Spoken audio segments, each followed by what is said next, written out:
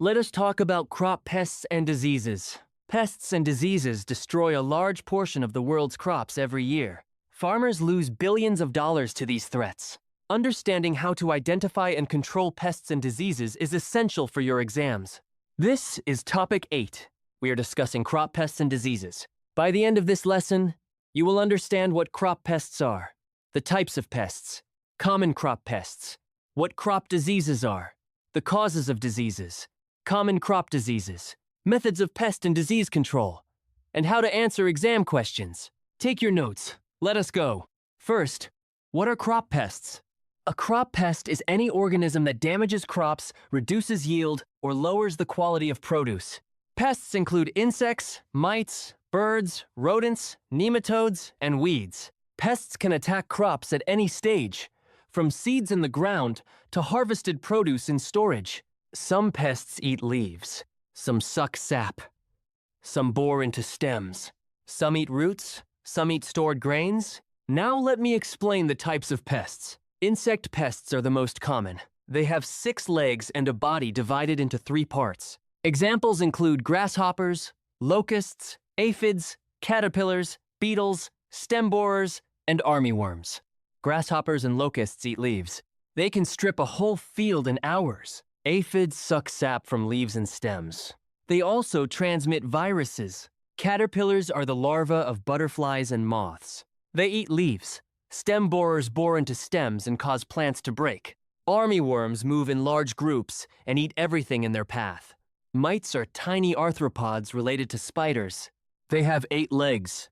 They suck sap from leaves, causing them to turn yellow and fall off. Birds eat seeds, fruits, and young seedlings. Examples include quelea birds, which can destroy entire grain fields. Rodents include rats, mice, and squirrels. They eat seeds, seedlings, and stored grains. They also damage storage structures.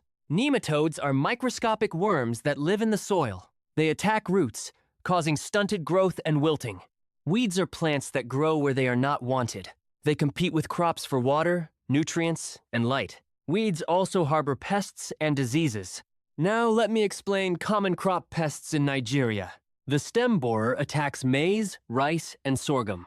The larva bores into the stem, causing the plant to break. The plant dies or produces no grain. The cowpea aphid attacks cowpea. It sucks sap from leaves and stems. It also transmits a virus that causes cowpea mosaic disease. The cotton stainer attacks cotton. It sucks sap from cotton bolls and stains the cotton fibers. Stained cotton is less valuable. The yam beetle attacks yam tubers. It eats holes in the tubers, making them unfit for eating or planting. The cassava mealybug attacks cassava. It sucks sap from leaves and stems. It causes stunted growth and reduced yield. The maize weevil attacks stored maize. It eats the grain and reproduces inside the grain. Infested grain is damaged and loses weight. Now let me explain crop diseases. A crop disease is any abnormal condition that affects the normal growth and development of a plant. Diseases are caused by pathogens. Pathogens are disease-causing organisms. The main types of pathogens are fungi, bacteria, and viruses. Fungi are the most common cause of plant diseases. They grow as thread-like structures called hyphae. They absorb nutrients from the plant. Fungi produce spores that spread to other plants. Fungal diseases are favored by wet, humid conditions. Bacteria are single-celled organisms. They enter plants through wounds or natural openings. They multiply inside the plant and cause various symptoms. Bacterial diseases are favored by warm, wet conditions. Viruses are even smaller than bacteria. They are not cells. They enter plant cells and take over the cell's machinery to make more viruses. Viruses are usually spread by insect vectors like aphids. Once a plant is infected by a virus, there is no cure. Now let me explain common crop diseases in Nigeria. Maize rust is a fungal disease. It causes reddish-brown pustules on leaves. Infected leaves dry up, and the plant produces less grain. Rice blast is a fungal disease. It causes gray lesions on leaves and stems. Infected plants may die. The grain yield is greatly reduced.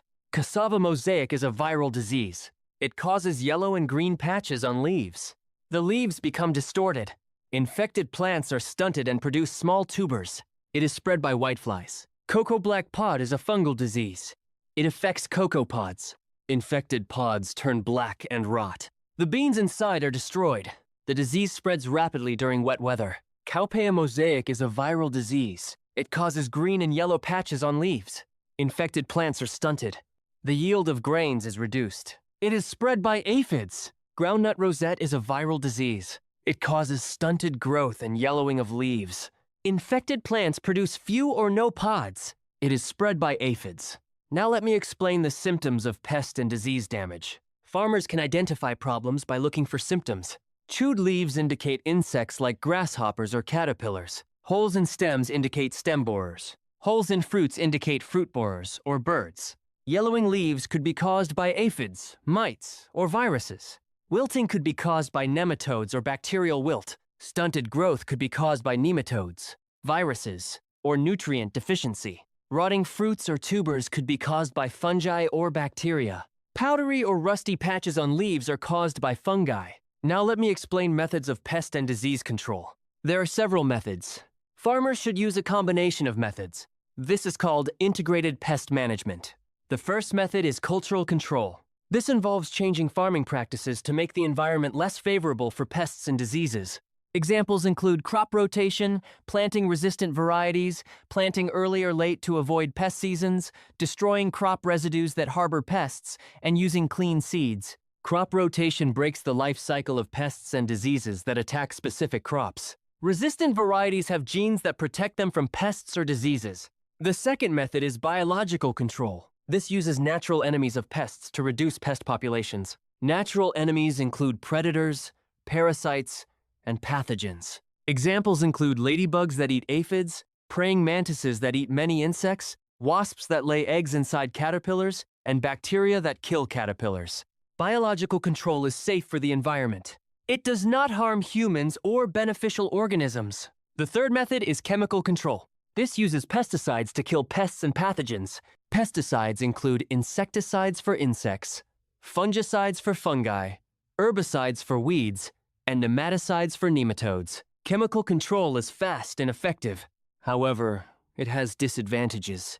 Pesticides can kill beneficial insects. Pests can become resistant. Pesticides can contaminate the environment. They can be harmful to human health if not used properly. Farmers should use pesticides only when necessary and follow the instructions. The fourth method is physical control. This uses physical barriers or hand removal.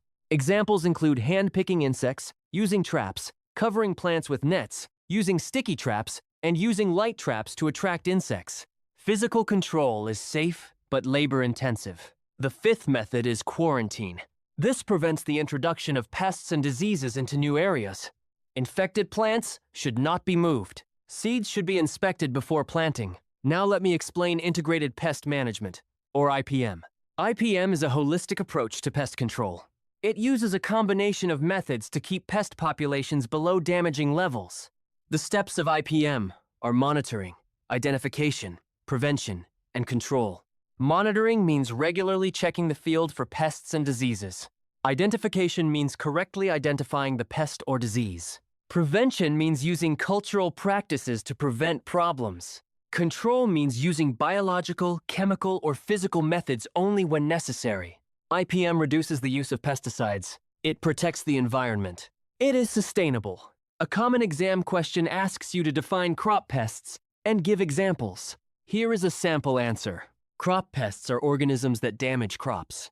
They include insects like stem borers, aphids, and grasshoppers. Mites, birds, rodents, nematodes, and weeds are also pests. Pests reduce yield and lower the quality of produce.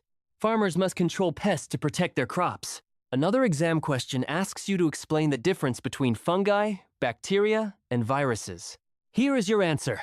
Fungi are organisms that grow as thread-like hyphae. They produce spores. They cause diseases like rust and blight. Bacteria are single-celled organisms.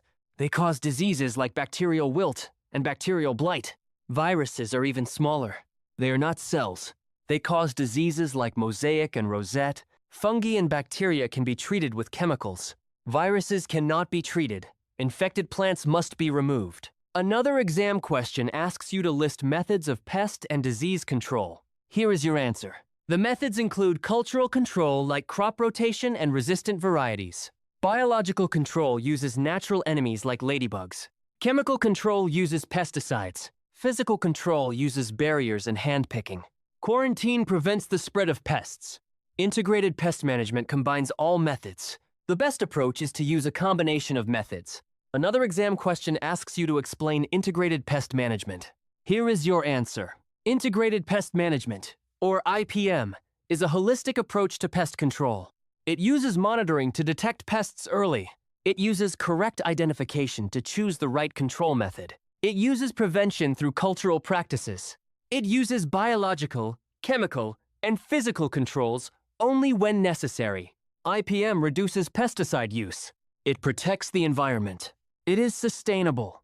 Here is what you need to take away. Crop pests include insects, mites, birds, rodents, nematodes, and weeds. Common pests are stem borers, aphids, grasshoppers, and weevils. Crop diseases are caused by fungi, bacteria, and viruses. Common diseases are maize rust, cassava mosaic, cocoa black pod, and groundnut rosette. Control methods include cultural, biological, chemical, physical, and quarantine. Integrated pest management combines all methods. It is the most sustainable approach. Practice these concepts. When you have them down, move to topic 9.